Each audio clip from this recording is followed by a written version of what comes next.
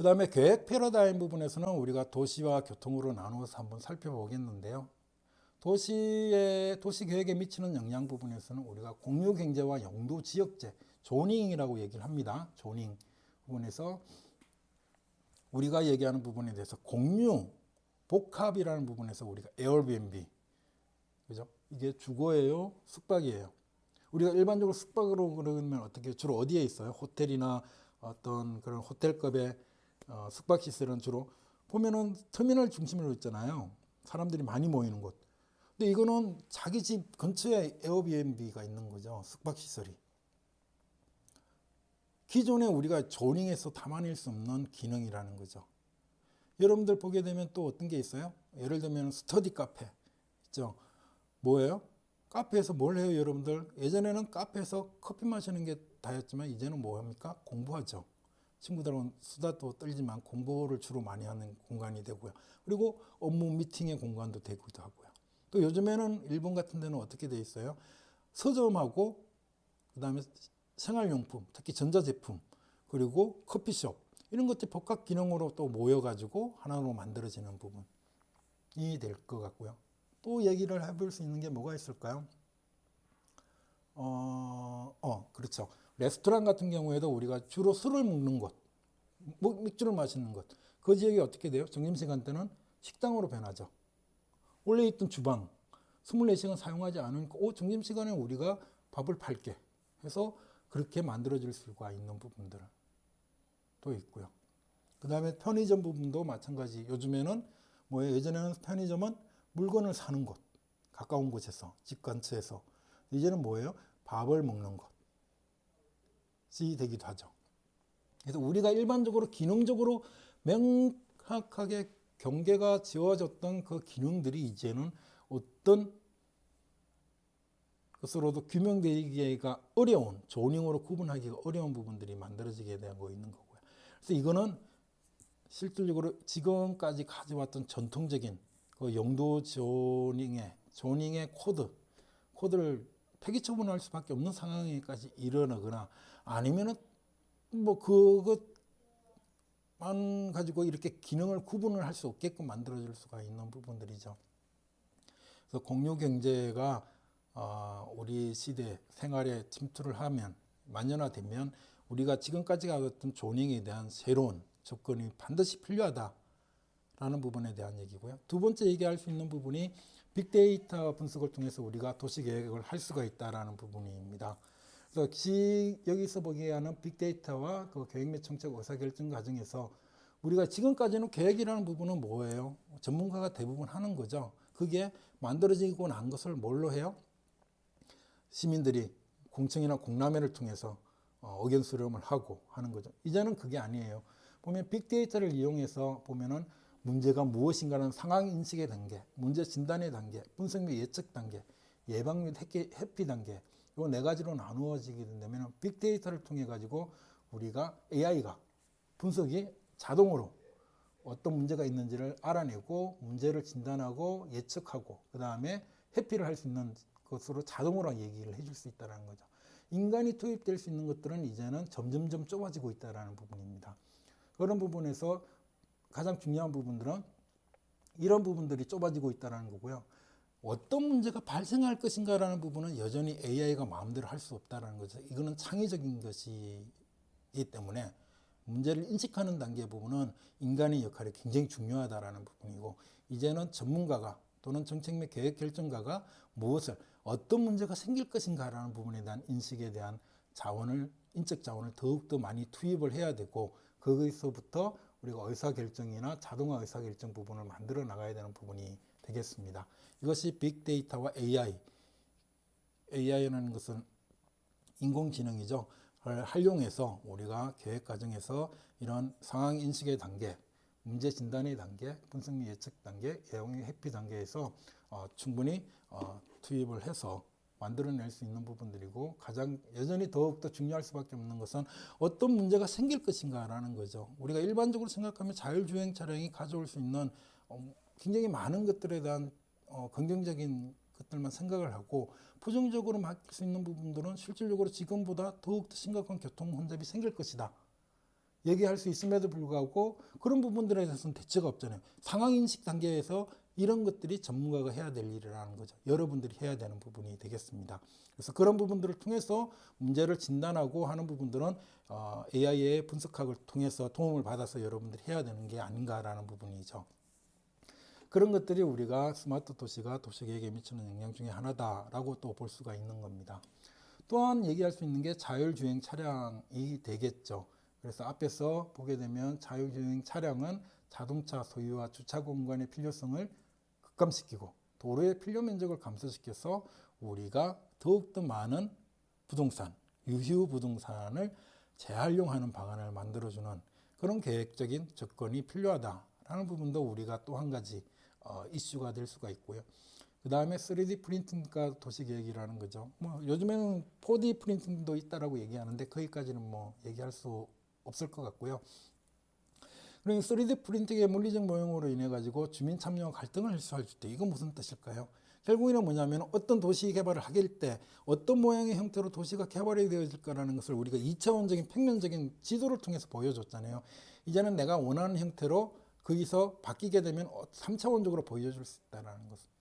3차원적으로 보여주게 되면 실질적으로 도시가 이렇게 변하겠다라고 하는 부분에 대한 것들이 보다 더 선명해짐으로써 보다 더 많은 시민들이 거기에 대한 의견을 제시할 수 있고 또 막연한 두려움에 의해서 개발을 반대하거나 아니면 어떤 의사결정에 반대하는 부분들을 해소할 수 있다는 부분이고요. 이것은 뭐 우리나라도 그렇지만 독일이나 미국에서도 많이 사용되어지고 있는 그런 부분들이고요. 그래서 3D 프린팅에 관한 부분. 그리고 또 한 가지 얘기하는 게 이 3D 프린팅이 결국엔 스마트 팩토리 또는 스마트 파밍을 갖다가 증가시킬 수 있다는 거죠. 그래서 실질적으로 보면 예전에는 공장이 주로 이렇게 외곽에 있었어요. 근데 이제는 굳이 그럴 필요 없는 거죠. 내 집 근처에 있어도 되고 집이 또 공장이 될 수가 있는 거잖아요. 물건을 만들어낼 수가 있는 거죠. 그런 부분들에 대한 얘기. 또는 저 외딴 시골 지역에 있어가지고 내가 필요한 물건을 사려고 그러면 엄청나게 멀리 가야 돼요. 너무 멀어. 비용 대비 너무 멀어요. 못 가는 거죠. 이용을 못 하는 거예요. 그런데 3D 프린팅만 있으면 뭐예요? 내가 필요한 기자재나 어떤 부품들을 적시적으로 만들어서 어떻게 돼요? 사용을 할 수 있다는 측면에서 산업 입지의 유연성이 증대될 수 있다라는 부분도 굉장히 중요한 도시계획적 관점에서 접근해서 살펴봐야 될 내용이라고 저는 생각을 합니다. 그리고 커뮤니티 매핑이라는 부분이 되겠습니다. 우리가 지금까지 도시 문제, 관리 문제를 얘기할 때 싱크홀 같은 게 만들어놨다.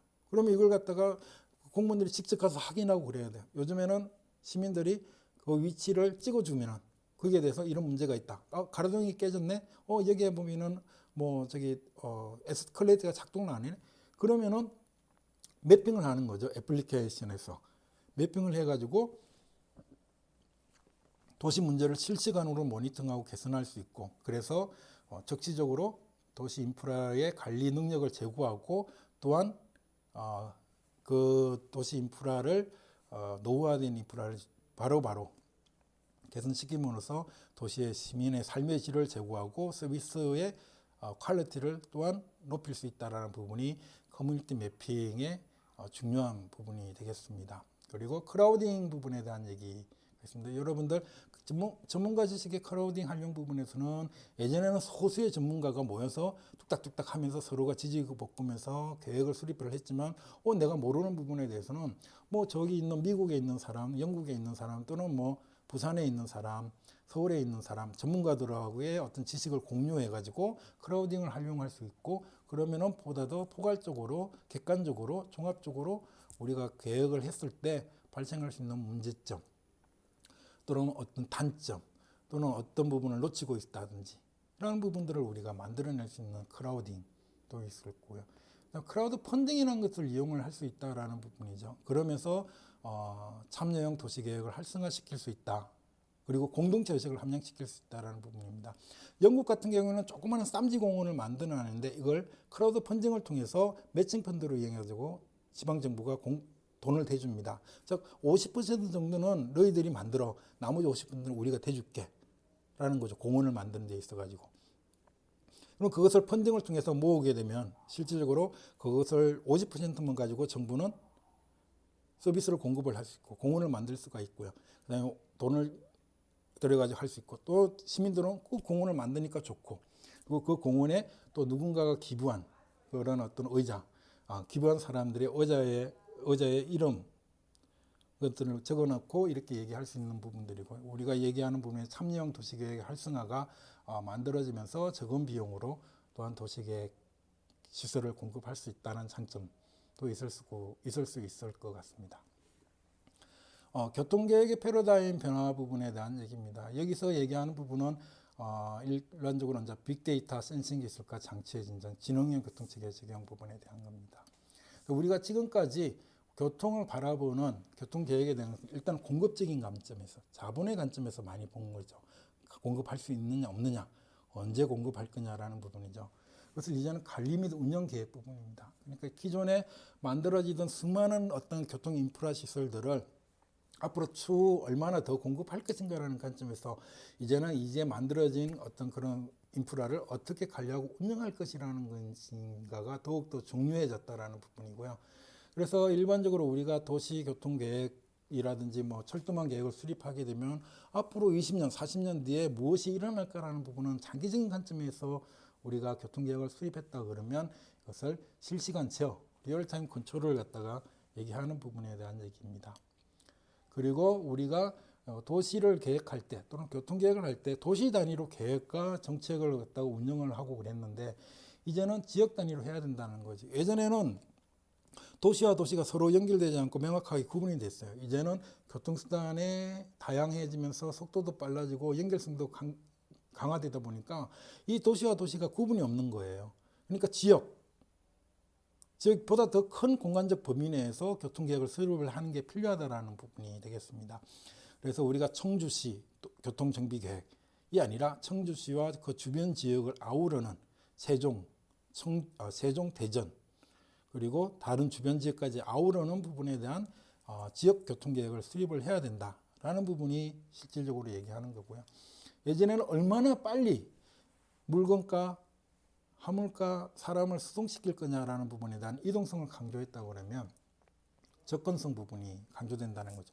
내가 이용할 수 있는 교통수단이 있느냐, 저렴한 교통수단이 있느냐라는 부분이 됩니다. 그래서 이런 부분들은 좀 토지용과 연계되어서 우리가 볼 필요가 있다는 부분에 대한 얘기가 이렇게 바뀌었다는 거고요. 그 다음에 단일 시장 서비스입니다. One size fits all 서비스라는 겁니다. 즉 모든 사람들이 요구하는 수준은 같아, 내용은 같아, 철도, 도로, 무슨 그거밖에 없어. 근데 이제는 그게 아니죠. 다변화된 수요와 차별화된 서비스 부분이 되는 겁니다.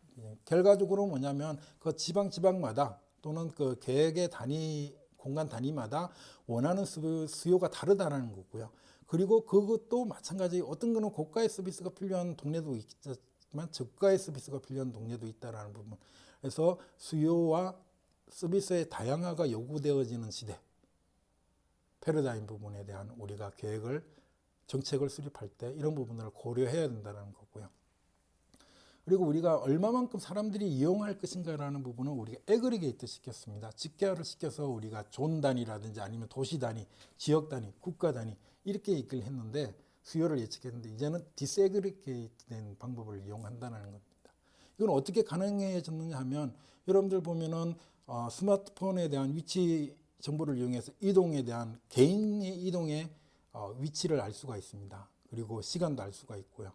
그 다음에 스마트 교통카드를 이용하시죠. 교통카드 찍으면은 그게 여러분들이 언제 몇 시에 출발해서 어디에 내렸는지를 알 수 있는 데이터가 있는 거죠. 근데 그 이전 이런 어떤 그런 시스템이 없기 전에는 여러분들 설문조사 할 수밖에 없었어요. 물어볼 수밖에. 그러면 그걸 갖다 하려고 그러면 어떻게 돼요? 사람이 그 설문할 수 있는 비용이나 시간이 한계가 있다 보니까 애그리게이트 시켜서 존 단위를 묶어가지고 좀 불확실하지만 예측을 했다고요. 근데 이제는 우리가 스마트 카드를 이용할 수도 있고요. 그 다음에 스마트폰을 이용할 수도 있고, 그 다음에 굉장히 많은 다양한, 아니면은 뭐 빅데이터를 이용해서 센싱을 이용해가지고 또 이용할 수도 있고요. 그죠? 교통량 같은 경우에도 우리가 스마트 톨링 시스템이 있었잖아요. 거기도 다 마찬가지. 여러분들 교통량 집계가 되는 거고, 속도가 얼마다라는 것까지 다 나옵니다.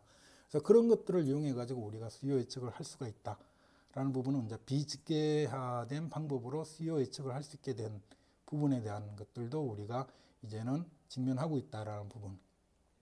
되겠습니다. 그리고 우리가 투자 계획에서 교통 인프라 투자 계획에서 간헐적 데이터, 뭐 5년 단위로 우리는 예측을 하죠. 일반적으로. 그러니까 우리가 지금 계획을 하면 2025년, 2030년, 2035년, 2040년 각 5년 단위로는 비용이 똑같아요. 왜? 데이터가 없으니까. 근데 이제는 투자 및 운영 계획에서 동적 데이터를 이용하는 거죠. 그래서 투자하다가 건설해가지고 이용하다가 보면 또 거기에 대한 수요가 바뀌잖아요. 그럼 그 수요가 바뀌는 거에 따라서 또 다시 또 재예측을 해가지고 다시 또 데이터를 사용을 하게 될 수 있는 거죠. 그래서 상시적이면서 동적인 데이터를 이용해서 투자 운영 계획이 상시적으로 변동되어지는 가변적인 그런 계획을 수립할 수 있다라는 부분에 대한 얘기가 되어 있고요. 우리가 일반적으로 교통 하부 구조, 철도와 도로를 갖다 건설하는 데 있어서는 대부분 정부 재원에 의존을 많이 했습니다. 그런데 이제는 사적인 민간 협력 재원을 많이 이용하죠. 우리가 일반적으로 민자도로, 민자철도 또는 PPP라고 해요. 퍼블릭 파트너십, PPP, 뭐죠? 플래닝이 되겠죠. 그런 어떤 퍼블릭 프라이빗 파트너십, PPP죠. 이런 데는 또는 민간인 통째로 건설하고 자기네들이 수익이 날 정도까지만 운영하고 다시 공공에 돌려주는 그런 어떤 민자도로, 민자교통 기반 시설 투자도 할 수 있는 부분들이 많고요. 왜냐하면 지금까지 건설을 해오는 데 있어서는 굉장히 중요했지만 이제는 어느 정도 이 교통 인프라가 갖춰졌다고 그러면 그 부분에 대해서 또 이제 뭐 고령화 같은 게 고령화 사회에 직면하고 다른 어떤 재원에 대한 조달에 대한 요구가 높아졌잖아요. 그렇기 때문에 예전과 같이 많은 교통 재원을 교통 기반 시설 투자에 쓸 수가 없다. 그러면 부족한 재원을 해서 어떻게 할 것인가라는 부분이 되는 거죠. 이때는 민간 자원을 이용할 수 있는 그런 지혜로운 시스템도 구축할 필요가 있고 지금 현재 이루어지고 있다라는 부분이고요. 우리가 일반적으로 얘기하는 부분에 있어 가지고 전문가란 무엇인가라는 관점에서 본다고 되면은 하부구조 건설 및 관리 제공자. 그런데 이게 이제는 신기술 역할자가 되어야 된다라는 부분에 대한 얘기가 되겠습니다. 그리고 지금까지는 우리가 그런 어떤 장기적이고 간헐적 데이터를 이용해서 투자 위주의 건설 위주의 하게 된다면 정적인 조직으로도 가능했습니다. 이제는 적시적으로 바꿔야 되기 때문에요. 또 조직도 가변적이어야 되고 통적이어야 되는 부분이고 제도도 마찬가지 그렇게 이용할 수 있도록 해야 된다라는 부분이 되겠습니다. 그리고 전문가로서 전문성 강조되게 이제는 뭐예요? 여러분들 교통에 대해서 복잡하면서 대규모의 통합된 오픈 시스템에서의 교통에 대한 전문성이 강조되는 여러분들이 만약에 교통을 전공하게 된다고 그러면 나가서 이런 부분들에 대한 얘기도 굉장히 고민을 해야 되는 부분이 되겠죠. 예전에는 한 지식만 알고 있으면 됐어요. 이제는 뭐예요? 그 지식뿐만 아니라 그 주변에 있는 연결되어 있는 지식과 그리고 또 깊이 있는 지식까지 다 요구하게 되는 그러면서도 또 많이 자주 바뀐다라는 거죠. 그래서 여러분들은 상당히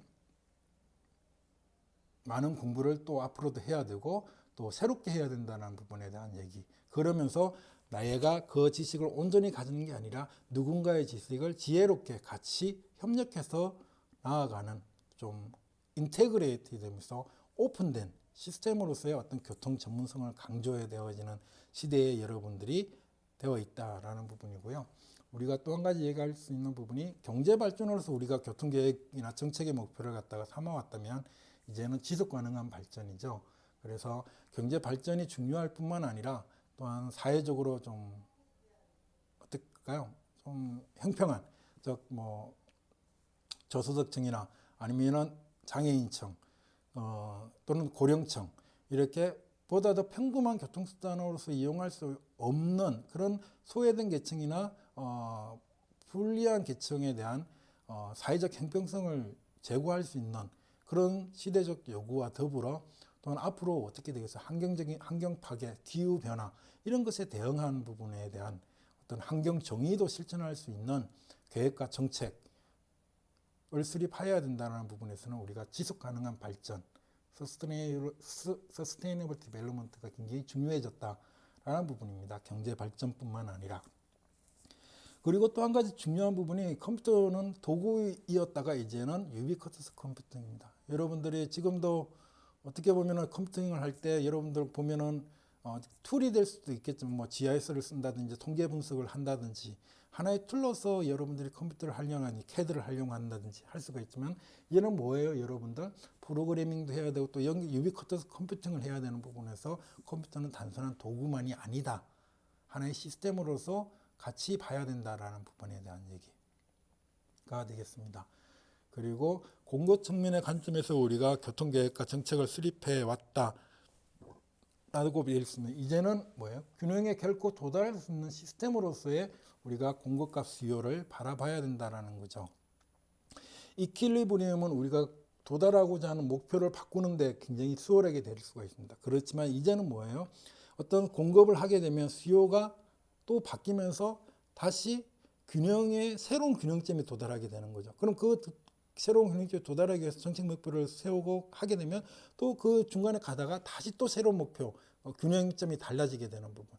즉 균형에 결코 도달할 수 없는 복잡하고 유기적으로 연결된 교통 시스템 사회 하부 구조에 의해서 이루어지고 있다라는 부분을 우리가 견지를 해야 된다라는 부분입니다. 그래서 경직된 공급 또는 수요 측면의 어떤 교통 정책이 반드시 이루어질 수 없다라는 부분을 우리가 여기서 고민을 해야 된다는 부분이고요. 그리고 교통은 뭐 독립적 전통적 하부 구조의 프로젝트였다가 이제는 시스템 통합을 요구하는 연계된 첨단의 하부 구조 프로젝트로 바뀌었다라는 부분이고요. 그다음 우리가 교통사고 관점에서는 우리가 충돌의 결과를 저감한다는 부분은 뭐냐면 교통사고가 발생한 지점에 어떤 문제가 있었냐. 보게 되니까 도로의 기하 구조가 달라졌다든지 아니면은 시스템적으로 거기에 횡단보도가 없었다든지 아니면 가로등이 없었다든지 그렇게 해서 이 충돌의 결과 나타난 문제점에 대한 것을 개선하기 위한 즉 사고가 난 다음에 뭐예요? 치료하는 게 맞춰졌다고 그러면 자율주행 차량은 뭐예요? 이미 발생할 것 같으면 미리 회피를 할 수 있다는 거죠. 그건 뭘 할 수 있어요? 자율주행 차량뿐만 아니라 우리가 가지고 있는 센싱 정보, 그리고 이동 정보, 그리고 시스템 정보, 물리적 하부 구조를 이용해 가지고 모든 것들을 예측을 해낼 수 있다는 거죠. 단기적으로. 그러면 회피할 수 있는 프로그램, 시스템을 만들 수 있다는 거고요. 그렇게 되면 사고가 나기 전부터 미리 그 부분을 회피하거나 또는 제어할 수 있다는 부분. 그런 부분들이 이제는 교통계획과 정책에서 이루어지고 있다는 부분이고요. 수단 연계 부분의 관점에서 이제는 공급 체인 관리 쪽으로 바뀌었다라는 부분에 대한 내용입니다. 여기까지의 내용은 주로 이제 서스만 아마 MIT 교통 교수님이신 것 같아요. 2008년도 강의 자료를 제가 내려받게 해서 만들었는데 그 위에 혹시 또 추가 새로운 게 있나 싶어서 찾아봤는데 아직까지는 없어요. 그래서 나중에 혹시라도 이 자료가 추가로 혹시 여러분들이 인터넷을 통해서 알아내게 되면 저한테 좀 보내주시면 여기서 이제 좀 더 바뀐 어떤 내용 이제 12년 정도 됐잖아요. 2008년이니까 그래서 12년 정도 지난 뒤에 또 어떤 내용들을 보다 더 강조를 해야 될까라는 부분을 여러분들이 알려주시면 감사하겠습니다. 자, 여기까지가 이제 저희들이 얘기하는 4차 산업혁명 시대의 스마트 교통과 도시라고 얘기할 수 있는 부분들이고요. 요약하자면 4차 산업혁명이 가지고 있는 변화의 폭과 깊이 그리고 그 속도가 굉장히 강폭적이다.